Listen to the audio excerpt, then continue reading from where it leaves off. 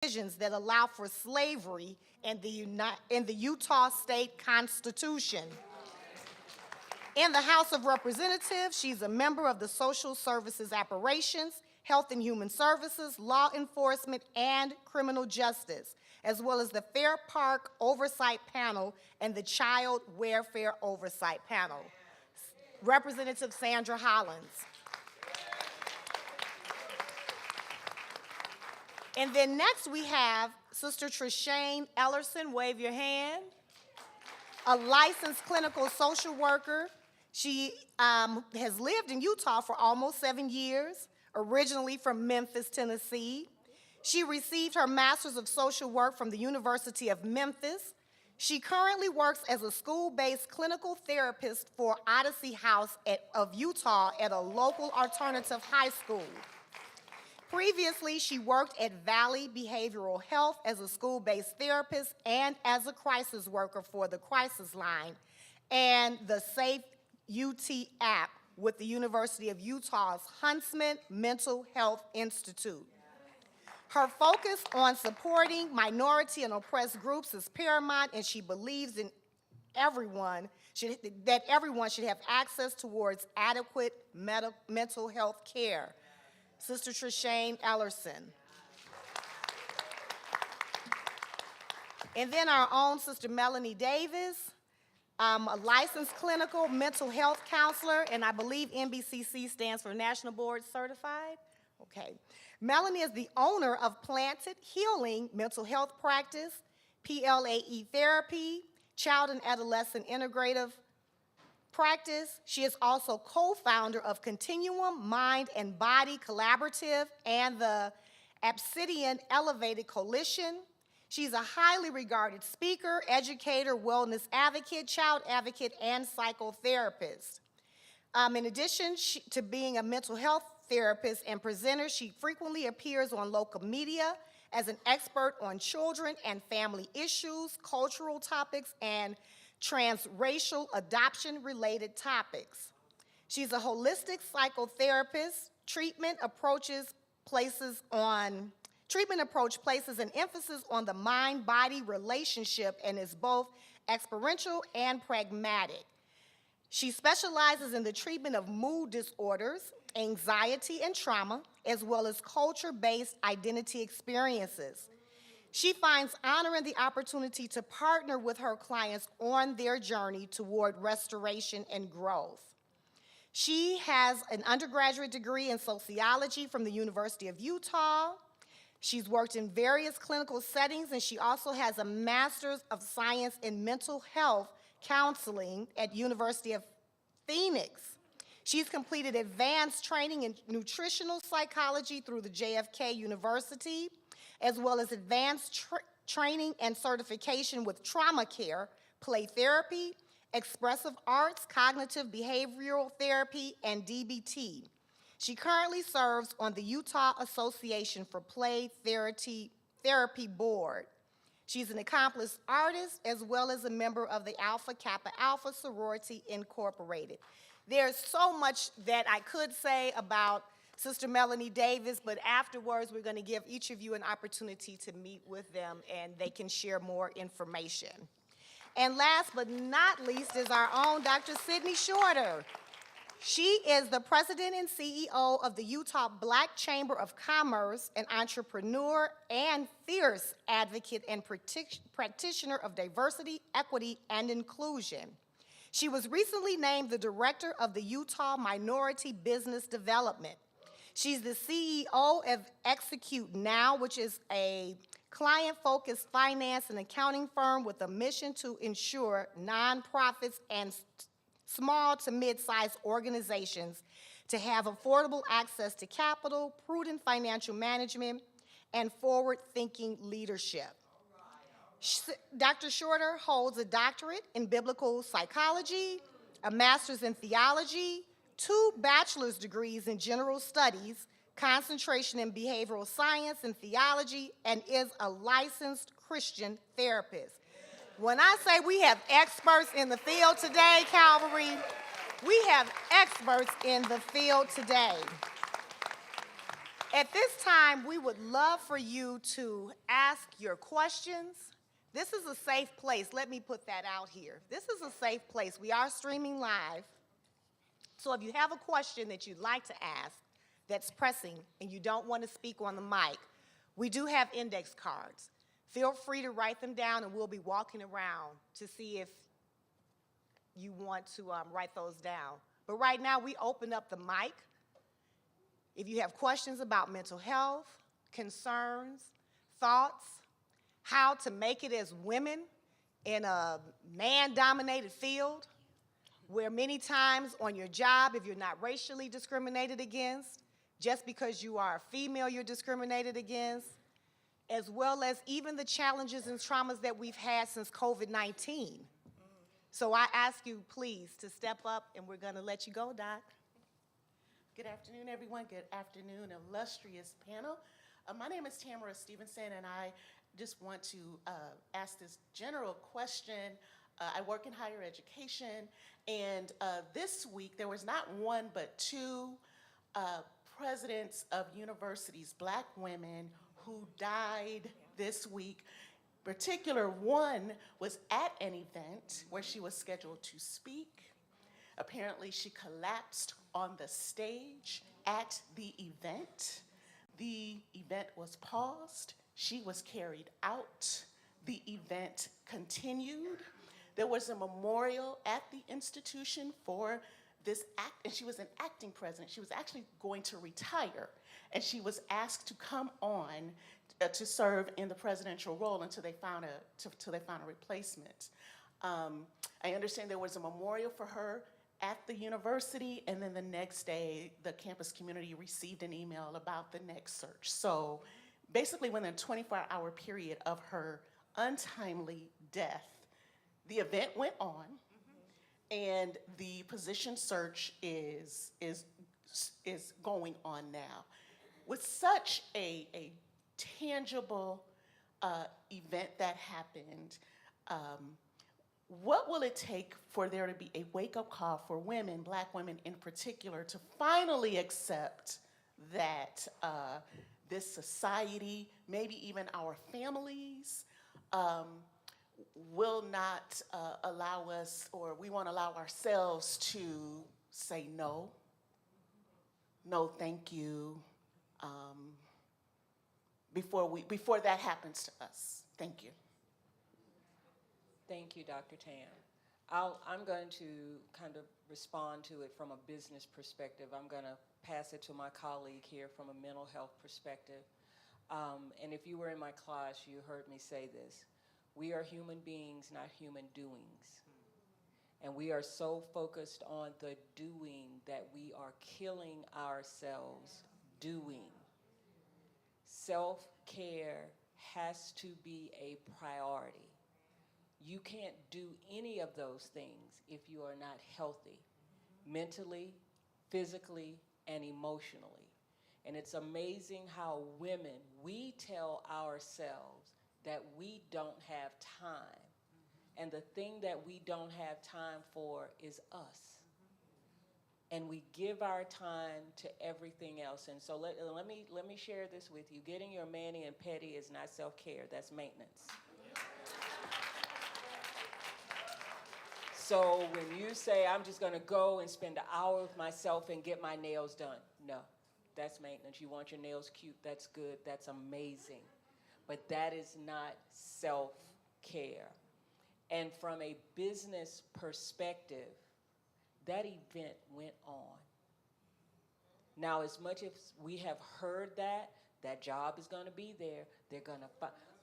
We witnessed that in real time.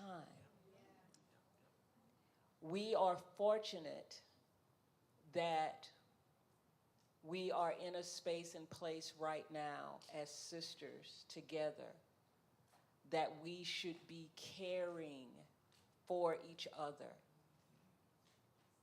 We see it.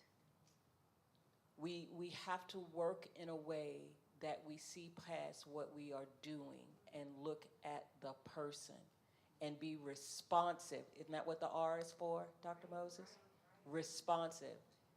but be trustworthy as well. And so I'll just kind of stop there. That work will be there, that work will go on. And there will be another job or opportunity if that one decides that they're going to make some different decisions. Dr. Tamara, thank you so much for bringing that question up. In mental health practices, and it may feel similar for the other panelists here, there's so much discussion around self-care, almost to the point where people kind of become, numb to hearing the word self-care. What does it mean? What does self-care look like? But it is one of those things that we reiterate in the majority of therapy sessions around self-examination, around how your life is being balanced, how your body is feeling, how it's impacting your mental health. The idea of, in particular, high-performing women and women of color, Black women in particular, is there are so many systemic pieces in motion as we are trying to kind of navigate what does self-care look like. So does self-care mean I move to a different career? Does self-care mean I am committing to less things? We've heard a lot about the idea of saying no, but I talk to a lot of my clients about what does it look like for your plate to be full. When people talk about filling their plate or filling a bucket or those kind of things, I always suggest that people look at just half of the plate being full.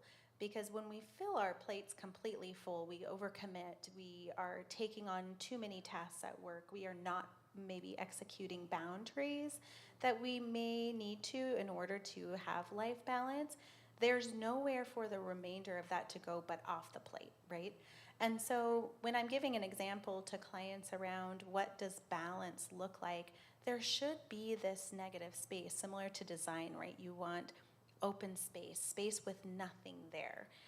That your life should be similar, where there's open space, because there is this emotional overflow that happens often, where we might book our week or our day to 75% capacity, but then what ends out happening? Things take a little extra time. We might need a little mental break, and things bleed over.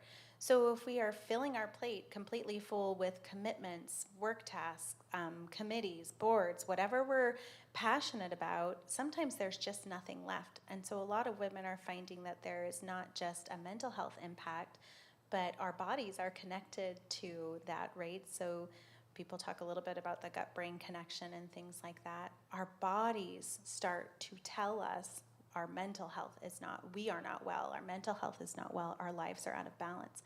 So the idea of really slowing down and simplifying and saying, if it's not a heck yes, I'll use polite language here. So if it's not a absolutely yes, then maybe it is a boundary that you keep some space open for that overflow emotionally and mental health bandwidth.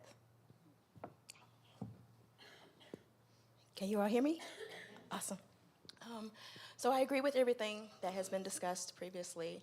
I'm going to answer this question from a slightly different perspective.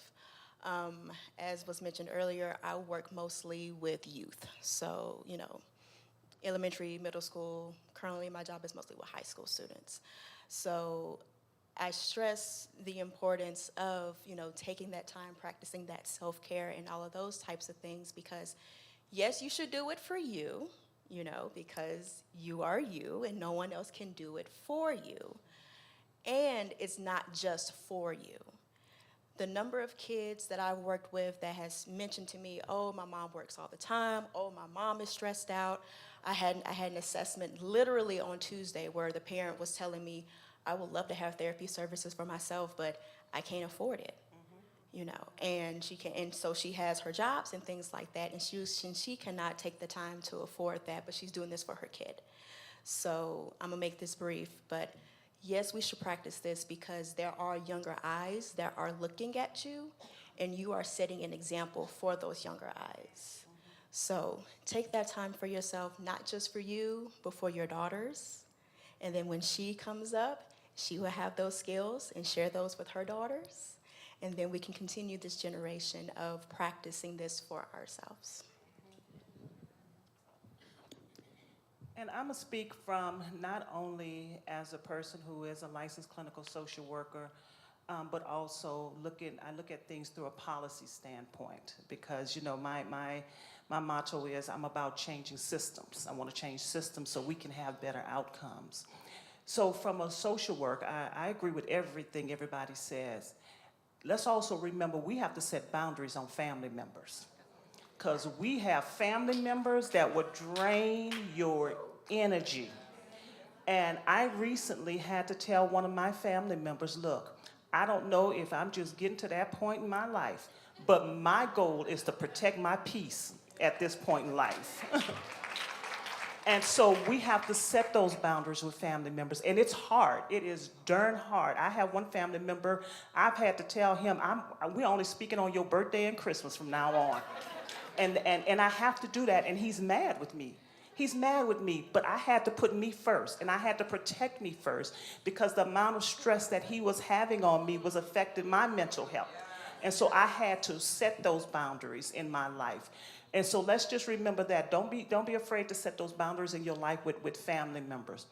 Now, from a policy perspective, and you said it best, part of this is us not seeking mental health, but also us not having access to culturally competent mental health.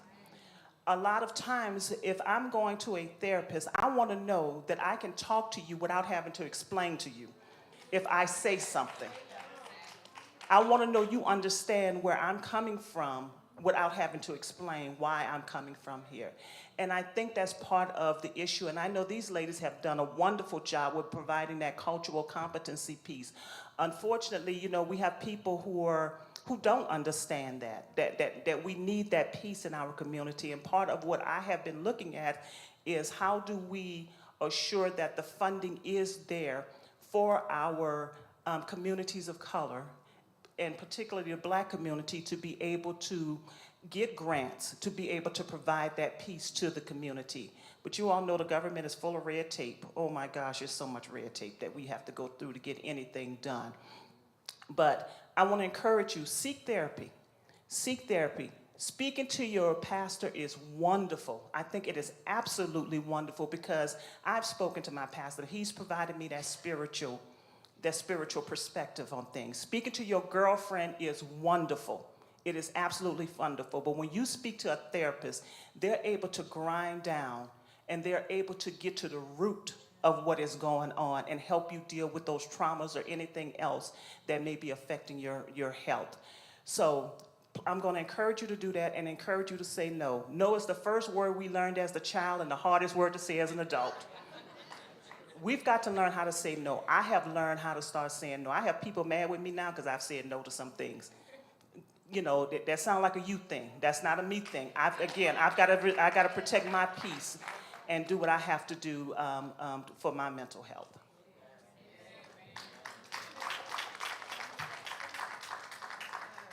So I just want to say I'm a firm believer and advocate for mental health. I think that has been one of the best things that have ever happened to me and making me who I am today. I'm proud of the woman that I am today, believing in radical honesty and radical acceptance. And I just wonder if you guys could kind of talk about like what it means to really, like maybe some examples of what it means to set boundaries and also living in that world of radical acceptance too. I'll start here. It's one thing I say that just throughout my professional career that I've recognized really as a big challenge for women. And so I always say that validation is for parking and not for people. Because we live to be validated. We've been told that we need to be validated. By whom? By whom? But how we operate is that I'm here in church, so I'm seeking validation here. I'm at work and I'm seeking validation there. So I'm having all of these different sources to inform who I am. Now, our experiences, that happens, right? But it's not that you have to have that validation. And you're seeking that for you based on their thoughts about who you should, but they don't really know you. Yeah, so how can they truly inform that? But as a society, that's what we believe. We're seeking validation. We've been told. And when you think about the whole concept of validation, right, from parking. So I bring myself, but then you park me where you want me to be. And you leave me there. And that's pretty much the analogy of validation. That's not what we want, but sometimes it's easier because we don't want to spend the time on ourselves. Sometimes there are issues associated with looking at ourselves. Seek prayer, seek therapy. They are critically important. One of the things we talked about in the class that I facilitated, because I don't teach, I facilitate, is that so many of our mental and emotional illnesses are tied to unresolved grief. And grief is kind of something, we just call it out. We just say we have anxiety and we're depressed. And so we've given it that title. But Representative Hollins talked about getting to the root. And sometimes, even culturally, that root is tied to some type of grief. And grief is not caused just by death. Loss. Whatever that loss is for you, if it is a job, if it is a spouse, if it was a potential promotion, that's loss. And if it goes unresolved, but only you know that, right? But you're seeking validation. I'm going back to the validation. So if you don't hear anything, don't discount who you are and in this place of faith and as sisters and who God has ascribed you to be. Don't lose sight of that. So the validate, take that off the table, please. It's healthier because you find yourself and you say, oh, I just feel like I'm all over the place. And you are. if we're honest. But I always say there are two things that you can count on being with you all the time. That's you and God. So while you're there with you, spend some time with you. And while he's there with you, spend some time with him.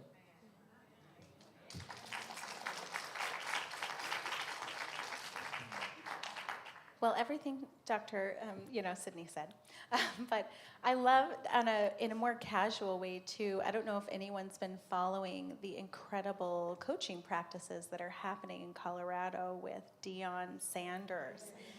I am not much for sports or football, or it's just not necessarily my cup of tea.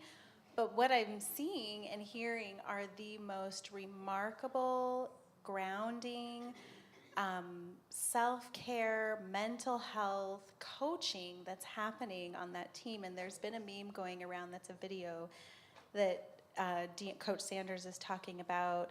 I don't need you to like me. I like me already. I don't really care about your opinion of me because I have a great opinion of myself already.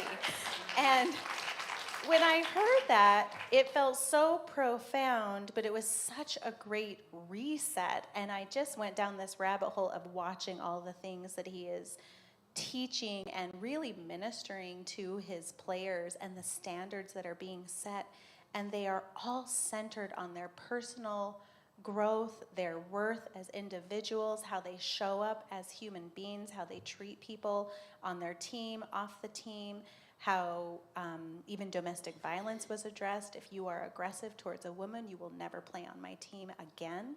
And the messages that are being sent, but the big key piece that in that message in particular was that this comes from within. I love that you brought up validation, because so often there is this link, right? Because your question was really talking about boundaries and self-reflecting and how to, kind of set those.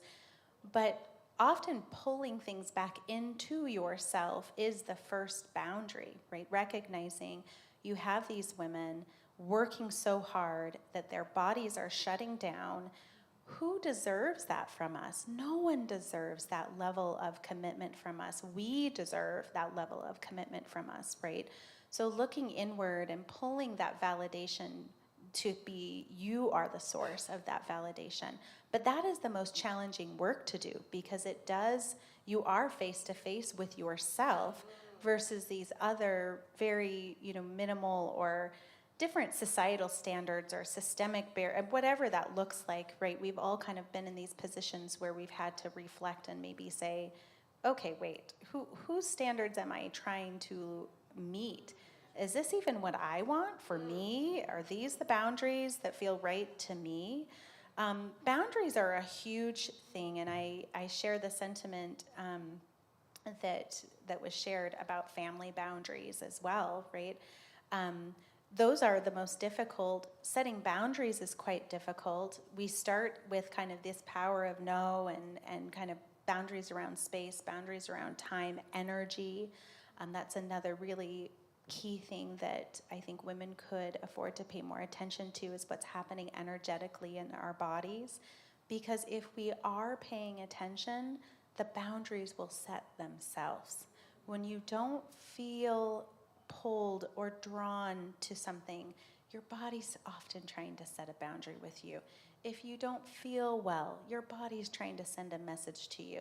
If you're constantly anxious, your nervous system is trying to send a message to you, right? If we're intuitive and start to listen to those things, it will create a little roadmap of where our boundaries should be. And I honestly kind of tap into that with every invitation or question that I'm asked. I will check in, does this feel aligned for me? Do I energetically feel pulled to do this? And I ask myself those things with almost every decision I make, whether it's how I might like to show up as a mother, or if it's how I would like to show up as a professional, or if it's a commitment in our community. I do check in to feel like, to kind of get a sense for, do I energetically have room for that right now? Even if it's something that sounds wonderful, do I energetically have room for that? Will there be anything left for me if I give this space away? And if there's not, there's often times where I, thank people for an invitation and say, I'd love to join you next time. I won't be able to. Someone wanted to do this mom's happy hour this week, and I said, I'm sorry, I really like to be in bed at 8:30 in the fall, and so I won't be there. It's just, it was honest, it was true, and Michelle knows I'm not lying. I'm like, I can't talk, I'm in bed with my magnesium drink, so it's okay to listen to your body. Your body will thank you. You will have more energy. You will feel more grounded. You can move slower and allow yourself to just take in your life, right? So boundaries are so important.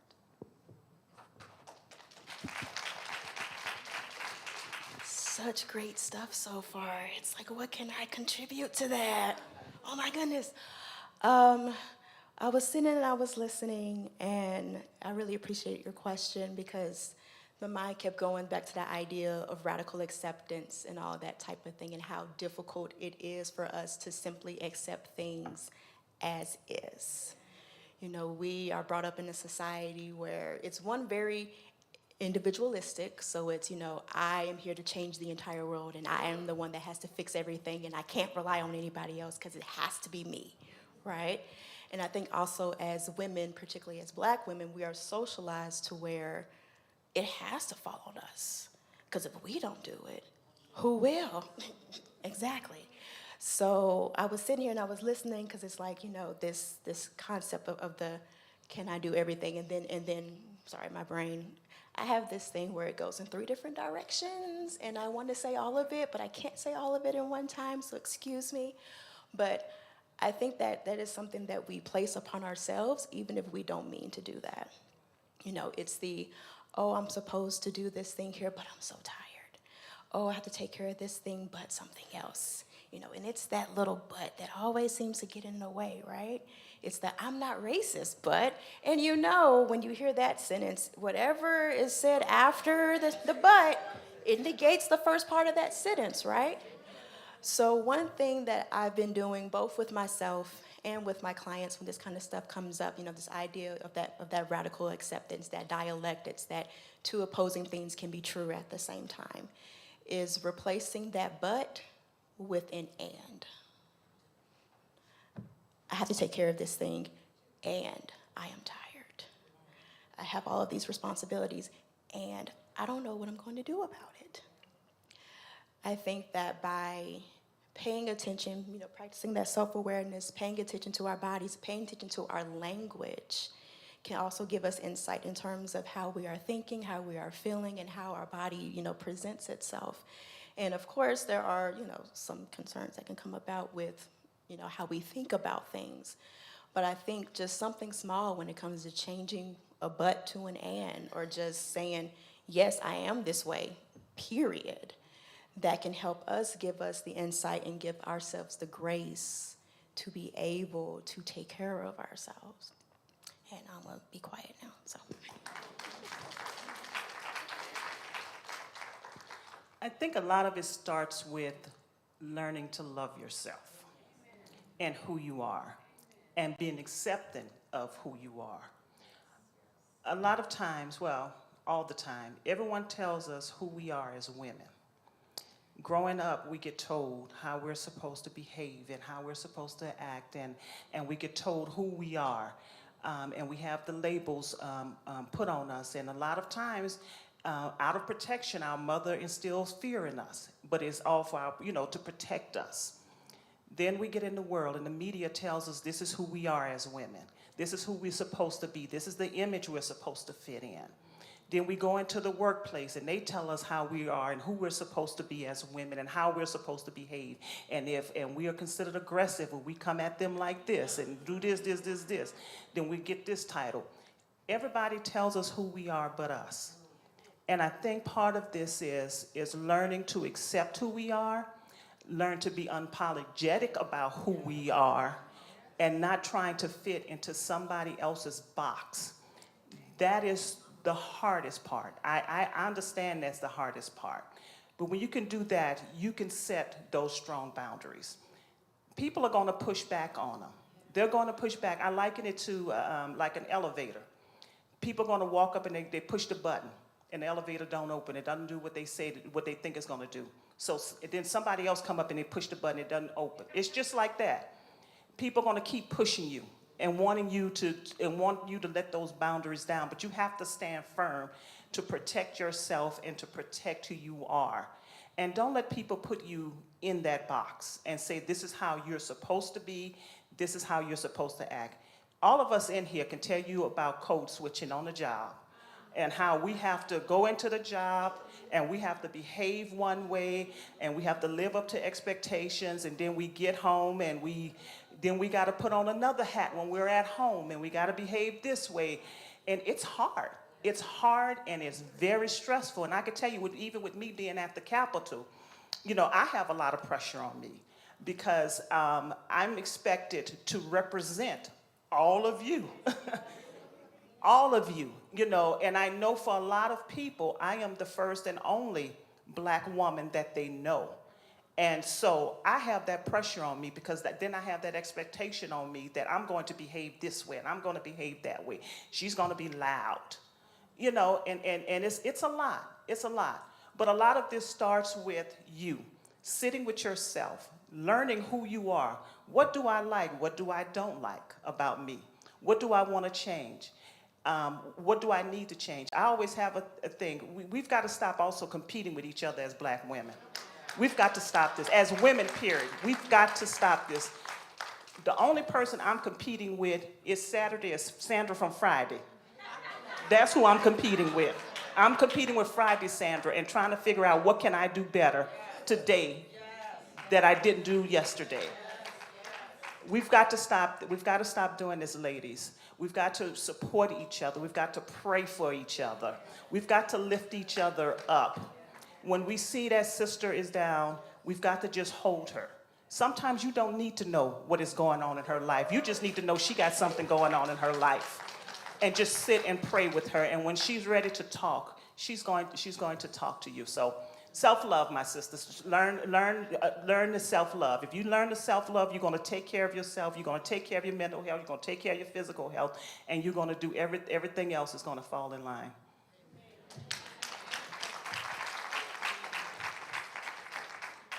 Thank you, women, for this gems that you are dropping before us.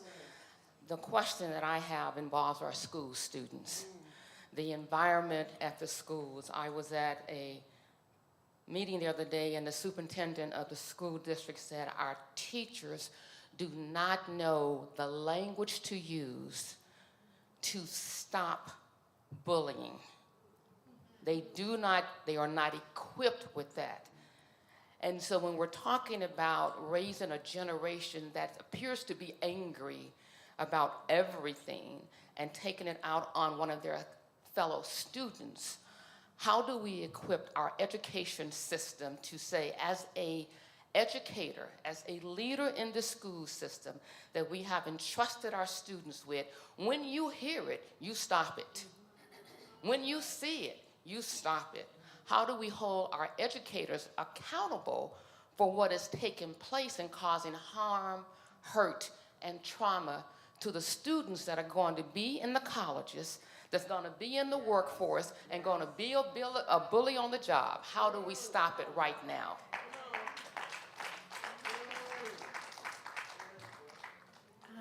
Having a pediatric child and adolescent space has really shined a light on how significant, I mean, we already knew, we've experienced it with our children, what schools were feeling like and the racial trauma and the bullying that is happening and so prevalent in schools.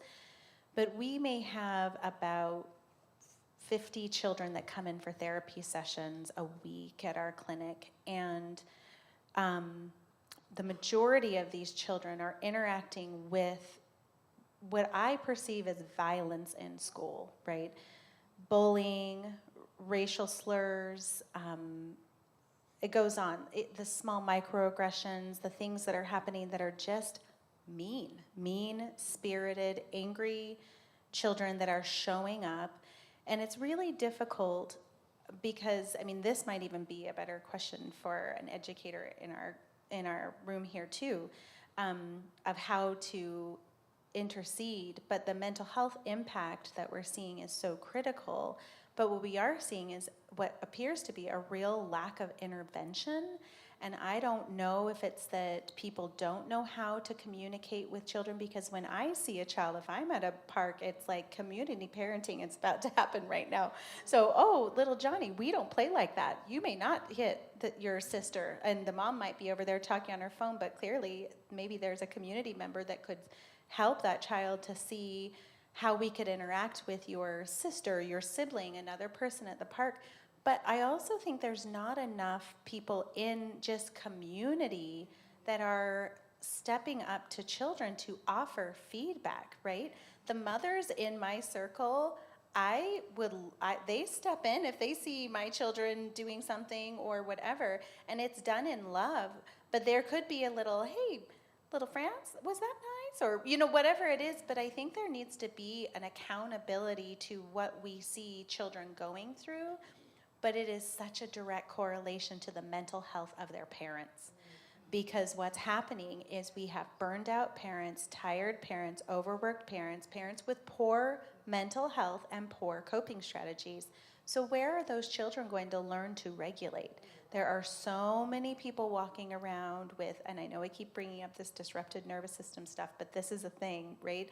Where people are really dysregulated and living in a state of hypervigilance.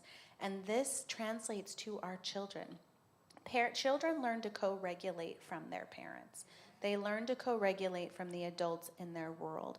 So if you're not regulating as an adult in a child's world, they absorb that energy and they take it out to the world. They take it out to the playground, they take it to other children, because they don't know what to do with it. They don't have the skills. And so it does come out. I mean, are addressing the N-word being used on a monthly basis. We're addressing racial trauma. We're addressing suicidality with children. There should not be 6, 7-year-olds, 8-year-olds wanting to not live because they can't survive school. And that is the reality that is happening for so many children, that it isn't safe. But I do think that there could be more voices willing to be brave and not mind your business and not just sit by if little Johnny's kicking someone as you see him walk by and there's no parent in sight. You kind of offer a nugget, offer a tool, offer compassion. What's going on that made you feel like you needed to kick this person? She looks like she wants to play with you. You know, or what would be a healthy way to respond to that? Because there may also not be people like that in their world that teach them to regulate their emotions. But there's this ripple effect because hurt people create more hurt people who go and out to hurt people. And some of them survive it and some children don't, which we know. And so the idea of we are all a community and every adult, recess duties, teachers, whoever it is, have this important social emotional role that, and I kind of say when people ask at the beginning of the school year, what are my goals for my child? I say for them to feel safe and loved, because if a child is regulated and feels safe, anything is possible. And if they are not, nothing is possible. They're not going to learn, they're not going to feel safe, and they are going to project that somewhere, whether it's on another child, whether it's on a future partner, it's going to show up somewhere. So tools, more tools for children, more tools for adults. And also it's like if you see something, say something. You can ask for forgiveness. I've had to tell parents, I did talk to your child when I saw this. I just wanted to let you know if they say this lady had kind of and I say it nicely. I usually say most things pretty nicely. But you know, kneel down, we're looking eye to eye, and also hear me, because this is not going to be happening again if I'm standing right here too, at the same time.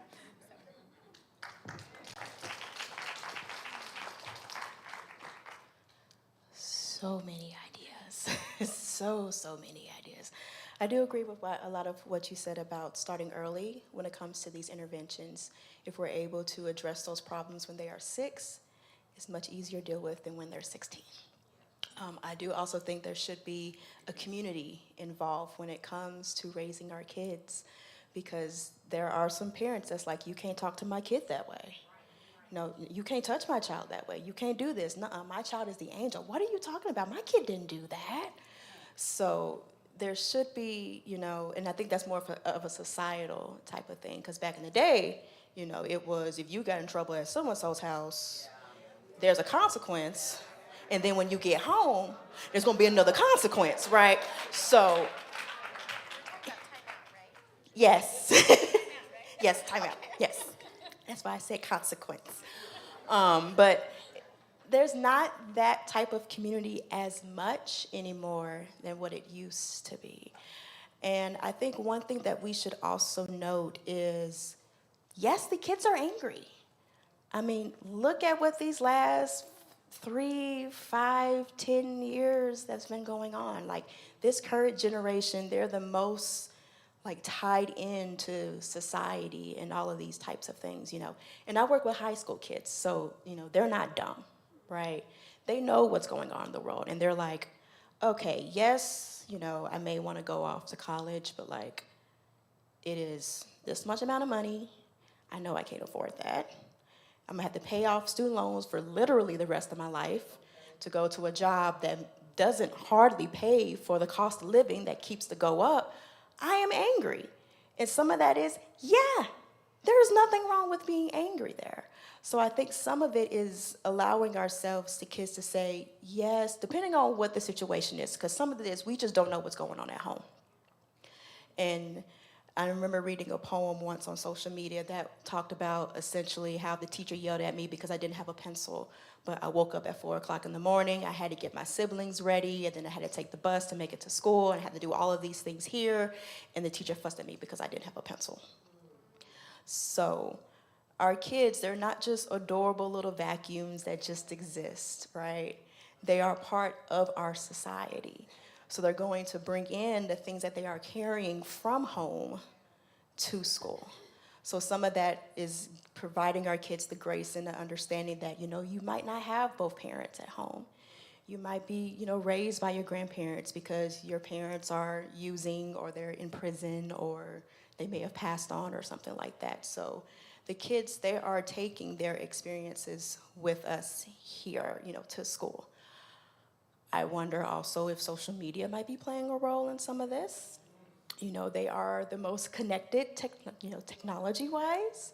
So some of that, I wonder in maybe 5 to 10 years if we're going to see things about, addiction to cell phones and things like that, because some of it could be, I have to be on my phone all the time, and if you take it away from me because I may not have the skills to emotionally regulate myself, I'm going to lash out. And depending on what they are consuming on social media, they may be taking some of those things and bringing them to school as well. The Andrew Tates and all of those types of fun people. Please don't watch those people. You don't need that in your life. So I do think that there is a wide variety of issues that are going on with our kids, and I do not think that it's a one-size-fits-all type of situation. I think we have to meet our teachers where they are, provide them the support, both with, maybe having people like me in the schools to provide that kind of emotional, that mental health support, but also allowing the teachers to be able to actually do their jobs and trusting them to do their jobs. Because if they have a student that may be acting some kind of way and they get sent out, parents get called, and now the kid is back in the class. So the teacher can hardly do what they're supposed to do because they're focused on this one student, and then they know that, if parent gets involved, parent is not going to be on my side, so what am I supposed to do in these situations? So I feel like we need community when it comes to our kids because this is the future generation. I do think that we should establish different social emotional learning and those types of things because not all of our kids are going to learn how to emotionally regulate while they are at home. So having those skills also at school, along with mental health services at school, preferably those that are free. And I do also think if there's a way that we can incorporate parent involvement, incorporate having parents to get the services that they may also need, along with dealing with the social media, but that's another beast in itself. But ultimately, there are multiple things that need to be done so that we can provide the support that our kids need. So can I just quickly, no, come on up. Mine's going to be very quick. Just quickly, I want to provide the political perspective on this. When the pandemic first started, we thought our teachers were the best thing. Our educators was the best thing in the world. Look at what they're doing. They're doing this through pandemic, blah, blah, blah. After the pandemic, they became the enemy. Enemy number one. Our teachers are under a lot of pressure. Our educators are under a lot of pressure right now. I'm going to encourage you all to get involved. We have people at the state school board level, your local school board level, and at the state legislature who are making decisions about your kids in those committees without us being there. Other folks are showing up and speaking what they believe should be done, but it doesn't reflect your values. We've got to start showing up. That's key. That's the key thing there. That's the key thing there. That's number one. Number two, our kids are having high anxiety in schools, and a lot of that is being reflected in their behavior. We do have bullying, a lot of bullying. There is no reason why I should have a parent who's calling me telling me that their third grader is on mental health med because of the racial bullying that's happening in the school system. It's real, you all. You all have no idea the level of bullying that is happening in our school. Our teachers are scared to do anything.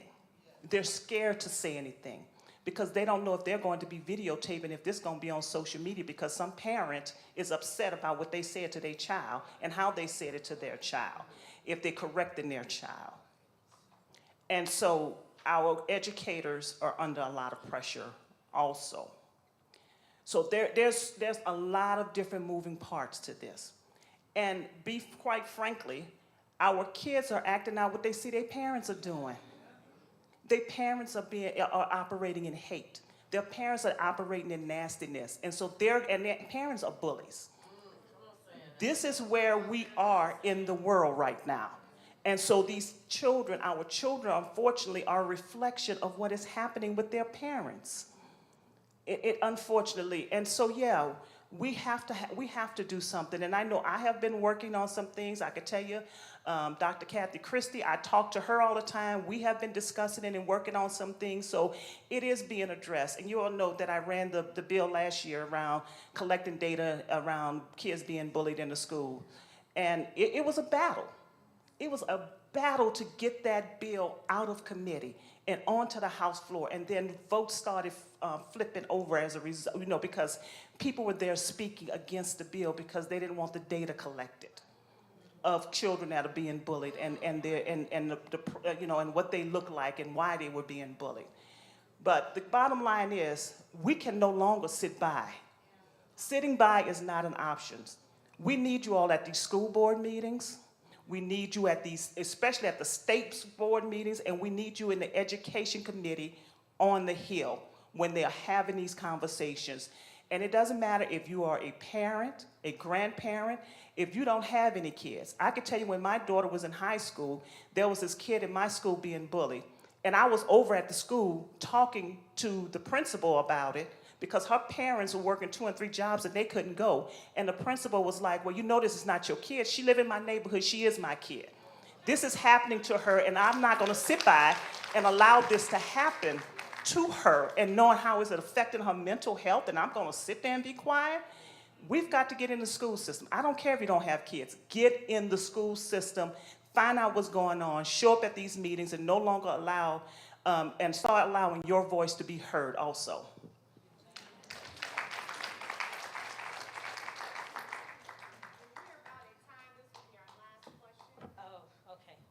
First, let me thank you all for being here and speaking this information, this truth that we all need to hear. And I think, especially where our babies are concerned, as you said, they're our future. And I spent some time with my grandson, and I don't get to see him that much or do much with him, but it was so important for him to see something in me that was healthy. So I, as a person who is stumbling backwards into their mental wellness, I want to call it mental wellness, because the health part of it is, is sometimey. So how do we, because I think there are people in here that need to hear how to get the help that they feel they need. It's a difficult thing here. We see 4 of you here today, and there are a few more of us sprinkled throughout the valleys. However, our insurances or our lack of insurances don't allow us to get into seeing these therapists. How do we do this? I mean, it's a challenge, it's a struggle. And then finding the right person to talk to. Even if she looks like you or he looks like you, maybe it isn't a good fit. Maybe it isn't giving the person what they really need. So how do we go about all of this? I think that's what I really want to help everybody hear and understand. Thank you. That's such a great question. Thank you. I think that is probably the most challenging piece, is navigating how do I even approach it. Similar to healthcare, it's complex and often inaccessible and difficult. It can take 6 months to get in for an annual physical now, right? Mental health throughout COVID became just as complex to try to find a therapist, try to get in. What does it look like? There's a few different channels that you can approach, right? So if you are someone that has insurance and you'd like to utilize your insurance, you can start with calling and getting a directory of people. The difficulty is there is a lot of research and legwork that's involved in that, right? Going through, trying to Google and see what they look like. The first thing I'm doing, it's like, so what do they look like? Who is this? If I can't tell in other ways. Also, Psychology Today is a wonderful place to go where there is already a picture there. They list what insurances they take. They list what you can search by zip code, city, state, and kind of get a feel for what they treat, like what specialties are, things like that. I prefer going that direction. And then you can also, I believe there's a search criteria by insurance. Do you think, is that on Psychology Today now? I think so. There's also, if accessibility with time or commutes or things like that are an issue, there are resources that are telehealth options like BetterHelp, things like that. Nothing's perfect, right? It can be tricky. You can go to a provider and you build up all this energy and you wait 3 months and then you go and you just know, well, this is not right. That can happen. And so to just kind of dig deep and kind of have the idea that it may be a little bit of a marathon and pace yourself. Try not to get overwhelmed in trying to find the right provider. It's similar with a medical provider. The Black Physicians of Utah also has a registry that lists providers and how to contact them. Utilizing insurance, even if you find a practice that doesn't accept insurance, there's things called super bills that you can use and submit to your insurance and be reimbursed. It may not be as much as an in-network provider, but if you find a fantastic provider that, like, I really want to see this person, ask them to create an insurance statement for you so you can submit it to your insurance. Often that's a faster way to get into a provider. So those are a few approaches that you can take to try to enter into this space of finding a provider. I know of a couple other places too, because I was also on that journey roughly a year ago to try to find a therapist for myself. Therapy for Black Girls, they are a database that has Black women therapists. So if you're someone that's what you're looking for, you can go through Therapy for Black Girls. I know that there is a male equivalent, but I do not remember the name of the website offhand. But I think if you Google Therapy for Black Men, it probably will come right on up. I believe there's another website called ayana.com that I tried to search in terms of seeking a therapist for myself that focuses on people of color. That kind of didn't work out, but that was okay. I do know that they also provide life coaches as well, so if that is something that you're interested in and not necessarily the therapy route, you can always do that as well. If you don't have insurance, because I know I work with families that don't have insurance, some agencies can provide services off of a sliding scale that's based off of your income, but that's something you will have to talk to the specific agency about. And one thing that I will stress when it comes to finding a therapist is please, please find someone that you like, okay? Because for me personally, and I think my colleagues would agree, the therapeutic relationship is the most important thing. You know, I can throw all of these, treatment modalities and all of these skills and all of that kind of stuff, but if you don't believe me that I am here to support you and help you, what good is that for you? So if you're able to find a therapist and you're talking with them and it's like, I don't know, this is a good fit, please tell them. It won't hurt our feelings. That is what we are here for. Because if we want to make sure that you are getting what you need to get from us, we need to know. So if it's not quite a good fit, okay, let me send you some additional resources so I can send you to where that is. Or if it's, yeah, this is kind of a good fit, but lately it's been feeling kind of stagnant, okay, thank you for letting me know that so I can reevaluate to see what do I need to do to make sure that I provide you the support that you need.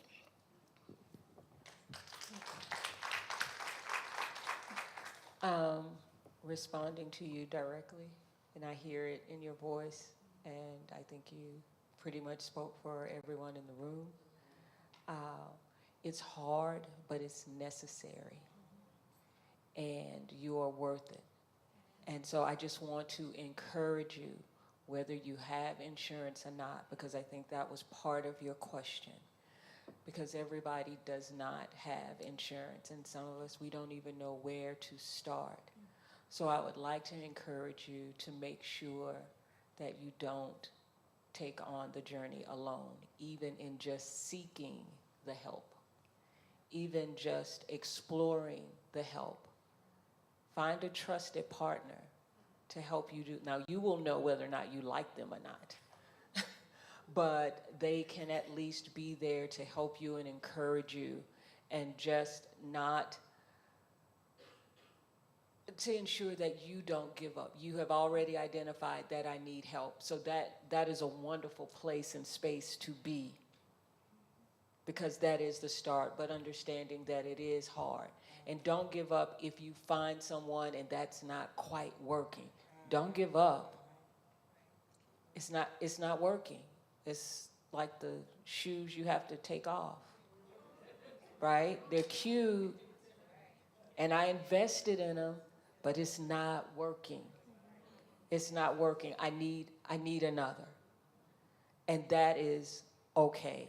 But just remember, it is hard. It's necessary. You're worth it. And find a trusted partner to help you navigate to get to who you need and who's working for you.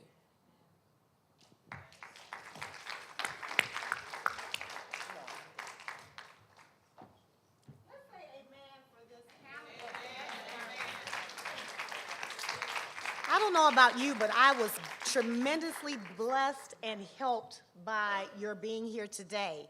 And I just want to, in closing, piggyback on a couple of things that I heard. One, holistic, mind, body, soul, and spirit. That's who we are. That's how God created us to be. He gave us a mind to think. He gave us a body, but he also gave us a soul. And Dr. Shorter said that it is you and it's him. If you don't have him in the midst of all of that, you're going to still struggle. So I encourage you to remember that we have professionals that are here to help us with our mental illnesses, but we also have to feed the spirit. They have to be in harmony. And I just want to share, and I know those of my friends who are in Bible study know FOOM, because we also talked about family values here today. I've heard my panelists talk about family values. And we talked about that what happens with the parents. As a teacher, I can attest to that. It shows up in the classroom. The tornado that we see our students create, they learned how to solve those problems and that trauma through you, through me. How I solve my problems is how I train up that next generation. So here we have the Christian family value system. The foundation comes from Psalms 127. We value the presence of Christ in our home. That's the foundation. And then observation. We value God's word in our home. Psalms 119, 105, a Christian biblical worldview. How I see the world, how I teach my children how to see the world, that's the world that's going to present itself, not only in the classroom, but in society. Jails are filling up based on third grade reading scores. That's how they project 20 years later how many cells they're going to need. And then obligation, this is part of FOOM. We value Christian responsibility and accountability within the home. Ephesians 6, 1 through 4. Family responsibility and accountability. I have to take accountability for my actions. I can't blame the teachers. I can't blame the kids. I have to take accountability for what I do, how I show up every day. And then maturation. We value Christian responsibility to God's church. Acts 2, 42 through 47. If they don't know that there are Christian women, Christian mothers, Christian grandmothers, Christian aunts, and Christian sisters, where are they going to get their example? I heard Sister Ellison say that. Social media, TikTok. I learned how to bully from TikTok, not just in the home. So I have to have my obligation and be mature enough to realize that we have a responsibility to our church as well. And then motivation, that's the last of our FOOM. We value Christian responsibility, Representative Hollins, to civic, community, and government. That is Romans 13. if we don't stand up and show up to help change policies, our hands are tied in the classroom. There are so many things we want to teach, but we're not allowed to teach because of certain policies. So we encourage you to get involved. So thank you all so much for being here today. Let's give them another hand. Amen. I think we can stand up for that. That has been helpful. And I know I have some added information to my toolbox so that I can self-reflect to make me a little bit better.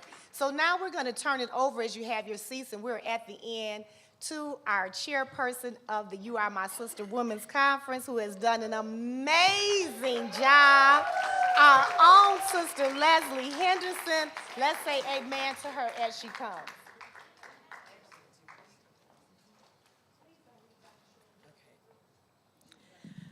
Good afternoon. I hope that your time spent on a Saturday was well taken, and that you enjoyed yourselves and you learned something and you met someone new.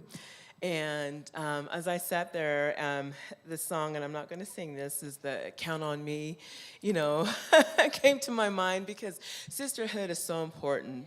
As I encountered some of the ladies who went through some of the breakout sessions, and, as we always say, you never know what someone's going through, and truly we don't. And I myself need to check myself. Like, you walk past a sister and say hello, and you just keep it moving. Sometimes you just have to stop, when they say, oh, I'm okay, and it's like maybe it's just that okay needs a hug, and that okay needs a, do you want to talk about it, and so when they talk about it, we don't, spread it, we keep it to ourselves, or you just stop and just say, let me pray with you, because we don't know, I don't know why I'm getting emotional, but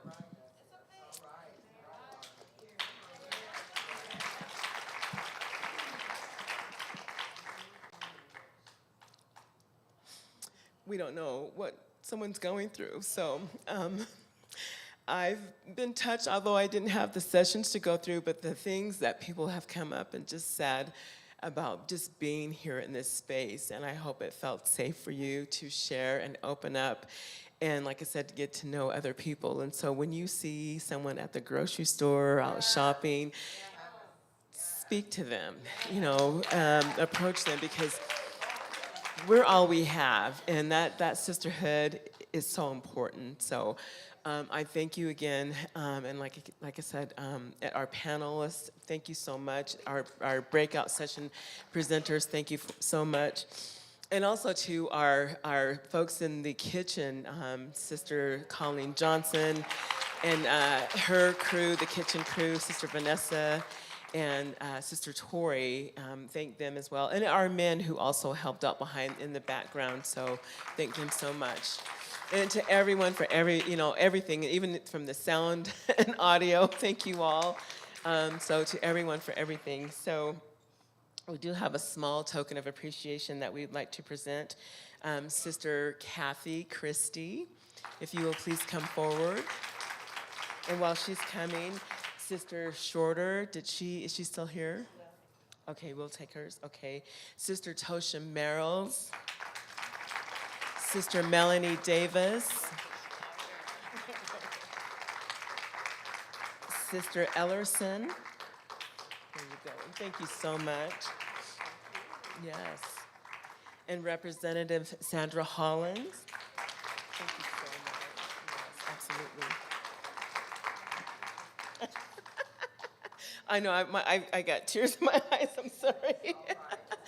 Oh, I've just been touched.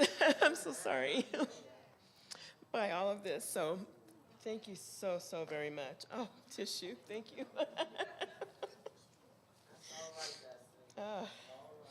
You can feel the spirit and the love.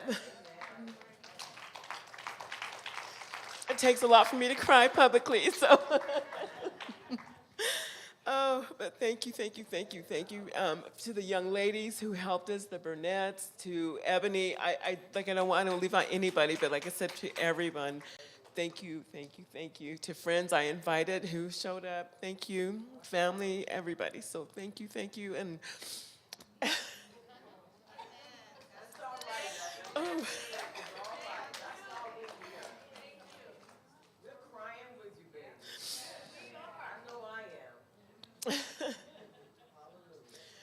we ask that you come back on Sunday and just join in with us in service.